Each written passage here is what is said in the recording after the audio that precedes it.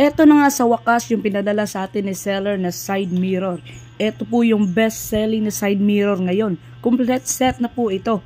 Meron siyang bolts, tsaka meron pong Allen wrench. So, ito po yung una po nating ikakabit. Ito po yung parang adapter niya, yung maliit. Yan po ang uunahin natin. Higpitan lang po natin ng maigi. Tapos ikakabit na po natin yung sa left side po ng side mirror natin.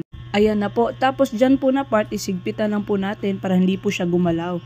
Tapos yung mga cover po sa kanyang mga bolts is ilalagay natin. Tapos dito naman po tayo sa right side na part. Ito po marami pong nagre-reklamo nito sa comment section na puro left side po daw yung pinadala ni seller. Pero hindi naman po. Tingnan nyo po yung bolt na kulay green. Pwede po yan, ganyan po siya pagkakabit.